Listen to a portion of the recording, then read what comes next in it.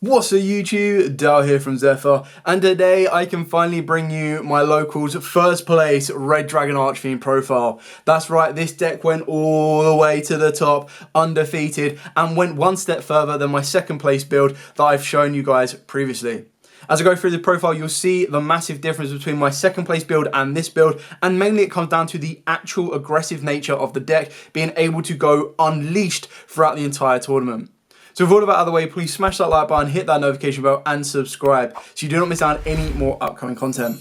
With all of that out of the way, I'm going to dive headfirst into the profile, show you what we've got, explain why we've got it, and you'll start to see why Red Dragon Archfiend is king. So you start off with, of course, Triple Soul Resonator. This is your go-getter, your main starter, the core card of the deck, followed up with something like Crimson Gaia. So for those of you that are unfamiliar with what this card does, on normal or special, you add a level 4 or lower fiend from the deck to the hand, which is basically going to be your non-tuner to help you get into Red Rising and continue to start all of your combos. It does also have a nice graveyard effect that you need to make sure you remember, because this did come up a lot for me in the tournament, that when a card or cards, so even your back row as well, would be destroyed by card effect while you control Red Dragon Archfiend or a synchro monster that mentions it, you get to banish this card from the graveyard instead, so very nice all-round protection. For the other resonators, I've got 2 Crimson, 1 Vision, and 1 Synchron Resonator. Now, the reason I've gone with a 2, 1, and 1 is I was also playing a very aggressive card in the deck with the form of Kashtira Fenrir. Now, the reason I went with Fenrir was kind of one of them ones where, yes, it's all well and good being able to go, okay, cool, Crimson Resonator, special summon down, but then you can't special summon Fenrir. Or if you special summon Fenrir, you can't special summon Resonator. So I went back to the whole play of, well, my Resonator is mainly going to be my card that I'm going to send to the graveyard with my Bone Archfiend, whether I add it or whether I just ditch it directly from the deck in order to then move my plays forward. Because what you've got to remember is even if you do special summon the Resonator out turn 1, because you control no monsters, you still need to be able to create your Red Rising or a Dark Synchro in order for this to then trigger, and it can need to be the only card on the board. So I did find it in testing that it clashed with the Fenrir, and I felt that Fenrir was overall more aggressive in order to kind of bait out boards. The one good thing that did happen is when I did have Fenrir and Resonator, if I put Fenrir on the board, it was such a powerful threat to my opponent that they would always try and out it. And when they did, not only did you have they would always try and stop the Fenrir search. So if they stopped the Fenrir search but I had Resonator, I was then still able to go off, and I know that the search of the Fenrir, if it was destroyed or negated before it was even able to use its effect, I was free to do whatever I needed to do. So it was a very nice bait out card. Very rarely did that happen. Fenrir just sat there as a 2400 mini boss monster that was constantly being able to banish my opponent's face-up cards, which allowed the rest of my Resonator cards to pretty much go off unhinged.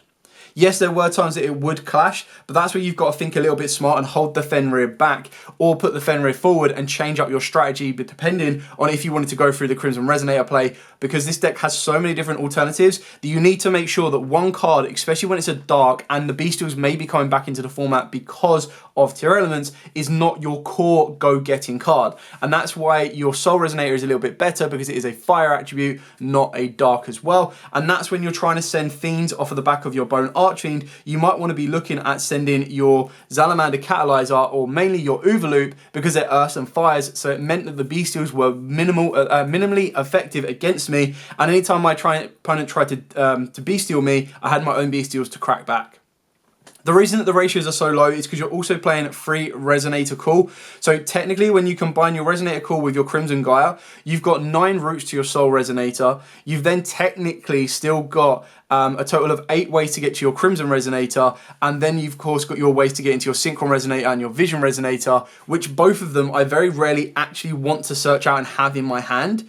If anything, Vision Resonator is probably the one that I would want the most, but just for your general combo, you're able to loop it back around. And very few people were actually bestial in this. They were trying to stop this, or they were trying to stop the comeback of something like a Red Rising. So it really did give my opponent a lot to think about, and that's where the bestials came back in that crackback kind of sense to make it more aggressive, that even if they did stop me with a bestial, I was then be able to kind of crack back and go, okay, they're going to activate a bestial to target my monster. I've gone second, so they've already got a monster on the board. I can use my bestial as the aggressor to banish the target so that they don't gain any advantage, and I still get my bestial. Even though I've lost that Vision Resonator, I've still got that strength on the board that allowed me to push back. Moving on to the non-tuners, of course, we've got triple Bone Archfiend, of course, with triple Fenrir, double Wandering King Wildwind, 1 Salamander Catalyzer, and 1 Obsessive Overloop. You should see the combos that I've done with this. This card's just absolutely nuts. I really, really like it. So massive shout out to Joe on that one. Catalyzer is just a great free extender because even if your opponent does pick away your board and break it apart or do whatever you need to, the fact that Catalyzer can be a non-tuner or a tuner, and what I mean by that is if you've got a Fiend monster in the hand that is a Resonator that is a tuner, then you can reveal it, send this to the graveyard and summon out the tuner, or vice versa. Not to mention it does have a very nice graveyard effect that you're allowed to add it back to the hand when a monster is destroyed by battle involving your Fiend monster. Then for the other tuner of the deck is, of course, Assault Synchron. A lot of people undervalue this card. I think this card's actually insanely good. The fact that, again, it's one of them ones that through my first playthrough, when I was playing with the second place profile, so many people were targeting my tuners, they were Book of Mooning them, they were destroying them, they were bouncing them, they were making sure I had no tuners on the board because this deck is 15 synchros. No tuners, no party, you're then relying on just the bestials. But what Assault Synchron gave me is it gave me that ability to combo off with the bestials to get into aggressive synchros if I needed to, but also gave me that way of being able to crack back should my opponent have bounced back my Soul Resonator so I couldn't adapt its level, or I was bounced back before I could even utilize the Bone Archfiend. I could then special summon out Assault Synchron and still kind of push for my normal plays. Now obviously it's a little bit difficult because you can't get into the Red Rising because it requires a Fiend tuner, but it then also gave your opponent a lot more to think about, and there was definitely a couple of times where I would bait my opponent out, and what I would do is I would summon down the Assault Synchron, knowing that there is a possibility that they're going to target a tuner on the board. So that when I put Soul Resonator on the board, resolves its effect to get the Bone Archfiend, my opponent then had to think about it and go, right, well, do I get rid of the Assault Synchron or do I get rid of the Vision Resonator or the Soul Resonator? In the case of the Vision Resonator, the chances are that when it's on the board, I've already used its graveyard effect, so they kind of wanted to bounce this back. I was like, okay, cool. When I had Soul Resonator and Assault Synchron on the board, they were like, okay, well, Assault Synchron has a better graveyard effect in the sense that it can be triggered instantly and be more effective to allow me to gain more advantage, so they'd actually return this to the hand. And I was like, okay, cool. Use this, utilize, adapt levels, and then would unlock the Red Rising. I've just kind of given away the trade secret because now that's never going to happen. And I'll be amazed if it happens again. But there were just some times where he put in so much work. Onto the bestials, double Lubellion, one Magnemute, Druid Swarm, Saronir, and Baldrake.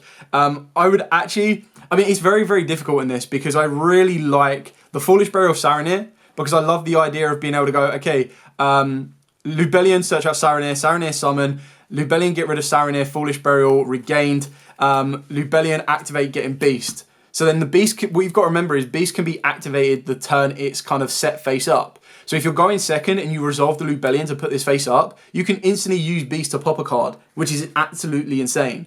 And then if this stayed on the board, or if you went into a grind game, or even if you went first, just that combo between Lubellion to Saronir sometimes set you up the gameplay a little bit more consistently.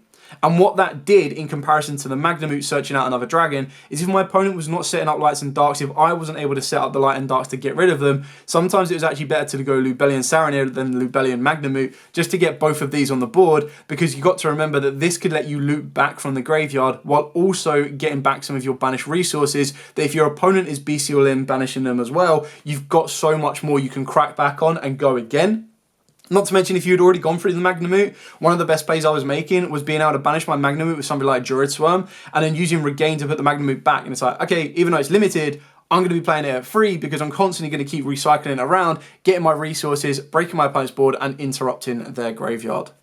Carrying on to the rest of the spells, so triple Pot of Prosperity. Now this was suggested to me in a comment, and I agreed with it, what they were saying. It was on Mike's video.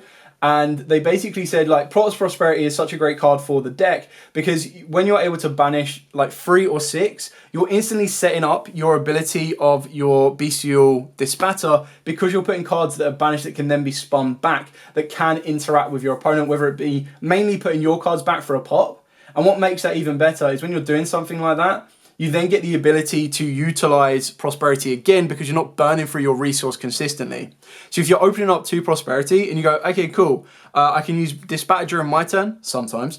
Mainly using Dispatter during my opponent's turn, I've already recycled 1 if not 2 cards. Not to mention that if you go, okay, turn 0, my opponent's got nothing on the board, I've banished 3 or 6, depends on how deep you want to go for the draw. Sometimes you don't even need it because you've already got the consistency there. This is just an additional extension card for the deck because it helps utilize the consistency of Bestial Dispatter. So this came from Athea8147.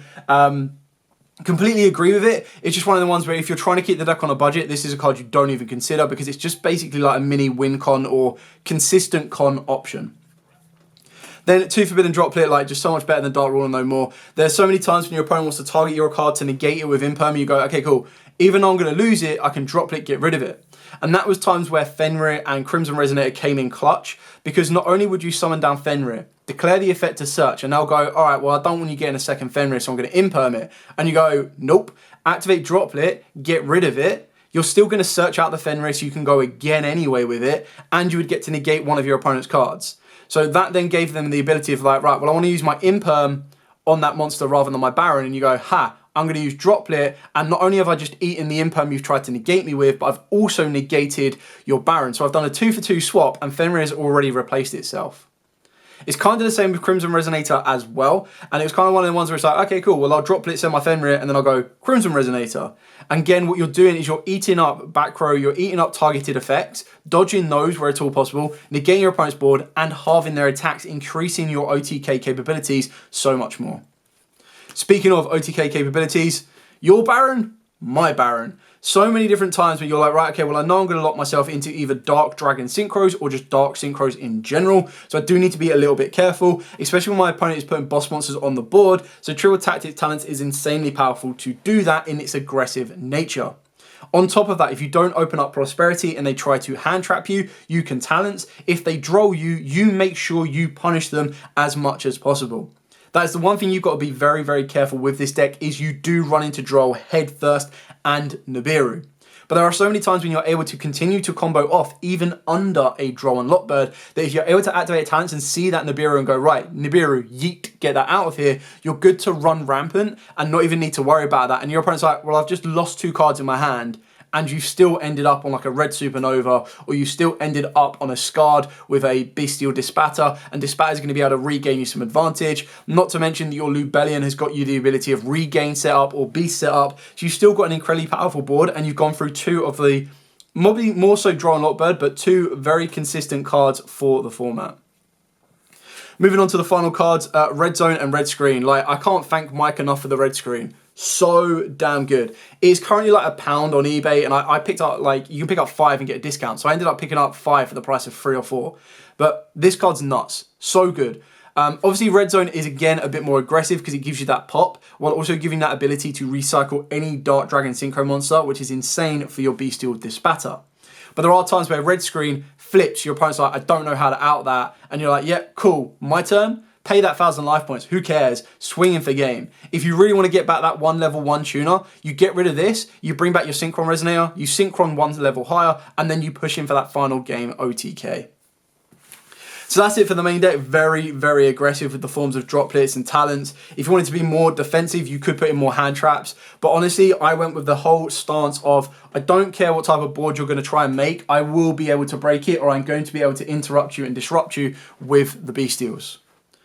Moving on to the extra deck, we've got triple Red Rising. I've ummed and ahed and gone back and forth about cutting this down to 2 so many times. The fact of the matter is this card is just too good not to have at 3.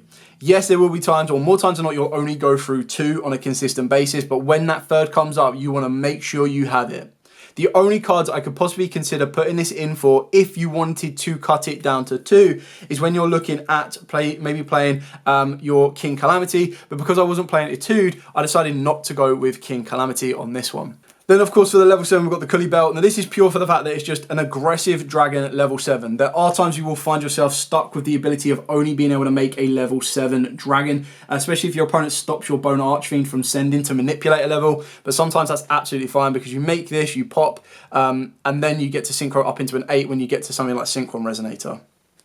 Scarred Dragon Archfiend, I cut this down to 1 because of the pure fact that you're recycling it consistently with the Bestial Dispatter, heck with even Red Zone as well. And when you're doing that, that's when you're going to want your 2 Red Dragon Archfiend rather than 2 Scarred and 1 Red Dragon Archfiend, because there's constantly ways of being able to go, first time this goes, bring out a second one. Bring this back during your opponent's turn, this goes, bring out another one. And you're always using the first one to like synchro up. And what you need to make sure of is you don't leave this on your board during your end phase. You can leave it on the board during your opponent's end phase, not a worry, but make sure you clear it off during your end phase, otherwise you will lose your entire board. Scarlet Red Dragon Archfiend for that Timecon option, Hot Red Dragon Archfiend Abyss, 2 Bestial Dispatter. This card was budget, £10 like a week ago. Now it's like £20 to £30 a copy. So I really do hope all of you people out there that wanted to play Red Dragon Archfiend pick this up instantly. And I'm hoping that you guys will be the reason that it's spiked. And if you guys are the reason that it's spiked, no issue with that whatsoever, because then it means everyone that's got it, everyone that needs it has got it, hopefully. And then, of course, the 1 Dracoitis Corrupted Neversoul Dragon. So another shout out to Mike on this one. So 1 Dark Tuner plus 1 non-tuner Dragon type. Very easy to make. 4k boss monster, so it does kind of pip Bane by 500 attack. And the reason that I go with this more times than not as an aggressive option is for the pure fact that it gets to activate, it gets to attack twice per battle phase, which is really important. It can't be destroyed by battle as well. So if your opponent does have a fat towers of 4k, you go, okay, cool, crash, get rid of it, and then you go again. On top of that as well, very rarely, but sometimes it does happen, that if this survives during your standby phase, you get a target face on once your opponent controls, its attack becomes half its current attack, and if it does, you inflict damage to your opponent equal to that lost attack, which is again absolutely insane, because a lot of people won't consider that effect, and they won't even think about that effect, and it's just such a nice one of going, alright, well they've put a monster in defense, and they want to wall up a little bit, you go, okay cool, target, burn, let's go again, go into Scarlight, nuke the board, burn even more. So you've got burn con, you've got aggressive con, you've got everything you need to. We're still playing Bane because that ability to tribute and bring back from the graveyard is near invaluable. And then we've got the 1 Chaos Angel. The reason I've still got this in here is I did think about this. I was like, Etude is obviously the best way of making this. But then I was like, you know what? If I'm not going to lock myself into Dark Dragon Synchros for the entire turn, Chaos Angel is such an insane card to have. Especially when you go with Bestial Lubellion, plus you go with your Vision Resonator. Now, obviously, you can't special summon down Vision Resonator while you control Lubellion and only Lubellion because it's not a Dark Dragon. But the fact you put those two to the board and then instantly go into Chaos Angel, search out your red zone trap already, and then the idea is you would have already have a Dark Monster on the board. It's technically 2 free extenders within a reason, giving you a banish and then protecting all of your synchro monsters from your opponent's activated monster effects and not being able to make any of your monsters destroy by battle. Insane.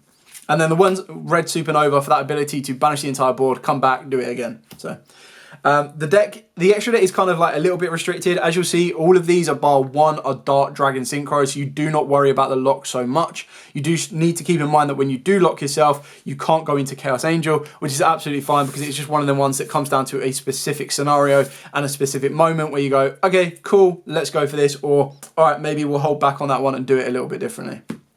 Anyway, that is it for the profile. I hope you've enjoyed this. I hope it's given you a couple of ideas of your own build. I really do enjoy this deck. Like, this deck's just so fun. It definitely gives you a switch difference between this and the Synchron deck. And I love both decks equally because I love how it makes you think. I love how the levels manipulate the way that you can play your board. It also manipulates the way that you need to read your opponent's board.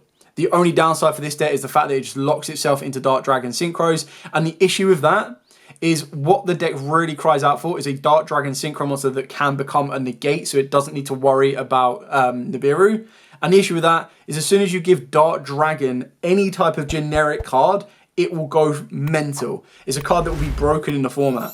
And there's no way of really making it so specific because even if you said it must contain a Resonator as a tuner to do so, even then, it's still very easy to go, okay, well, I'll just splash a Resonator engine in my deck and we're good to rock and roll. So very interesting to see where that goes further forward. Maybe when you synchro summon this card, you cannot synchro summon the entire turn except Dark Dragon Synchros. But even then, I still feel there's probably something out there that would mean that a card like that would be absolutely busted. Anyway, thank you so much for watching. Like I said at the start, any questions, put them in the comments down below. I will be more than happy to answer them. But for now, as absolutely always, stay safe and of course, happy dueling.